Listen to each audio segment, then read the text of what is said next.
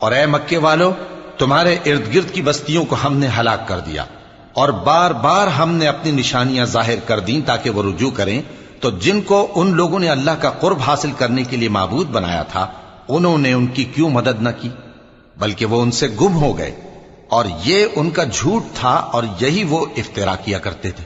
اور وہ وقت قابل ذکر ہے جب ہم نے جنوں میں سے کئی شخص تمہاری طرف متوجہ کیے کہ قرآن سنیں، تو جب وہ اس کو سننے حاضر ہوئے تو آپس میں کہنے لگے کہ خاموش رہو۔ جب پڑھنا ختم ہوا تو وہ اپنی برادری کے لوگوں میں واپس گئے کہ ان کو خبردار کریں۔ کہنے لگے کہ اے قوم، ہم نے ایک کتاب سنی ہے جو موسیٰ کے بعد نازل ہوئی ہے، جو کتابیں اس سے پہلے نازل ہوئی ہیں ان کی تصدیق کرتی ہے اور سچا دین اور سیدھا رستہ بتاتی ہے۔ اے قوم، اللہ کی طرف بلانے والے کی بات کو قبول کرو اور اس پر ایمان لاؤ، اللہ تمہارے گناہ بخش دے گا اور تمہیں دکھ دینے والے عذاب سے پناہ میں رکھے گا۔ اور جو شخص اللہ کی طرف بلانے والے کی بات قبول نہ کرے گا تو وہ زمین میں اللہ کو عاجز نہیں کر سکے گا اور نہ اس کے سوا اس کے حمایتی ہوں گے۔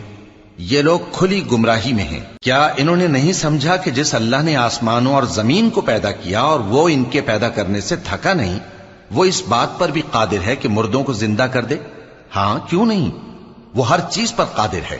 اور جس روز انکار کرنے والے آگ کے سامنے کیے جائیں گے تو ان سے پوچھا جائے گا کیا یہ حق نہیں ہے؟ تو کہیں گے کیوں نہیں، ہمارے پروردگار کی قسم یہ حق ہے۔ اللہ فرمائے گا کہ تم جو دنیا میں کفر کیا کرتے تھے تو اب اس کی وجہ سے عذاب کے مزے چکھو۔ پس اے نبی، جس طرح اور عالی ہمت پیغمبر صبر کرتے رہے ہیں اسی طرح تم بھی صبر کرو اور ان کے لیے عذاب جلدی نہ مانگو۔ جس دن یہ اس چیز کو دیکھیں گے جس کا ان سے وعدہ کیا جاتا ہے تو یہ خیال کریں گے کہ گویا دنیا میں رہے ہی نہ تھے مگر گھڑی بھر دن۔ یہ قرآن پیغام ہے جو پہنچایا جا چکا، سو اب وہی ہلاک ہوں گے جو نافرمان تھے۔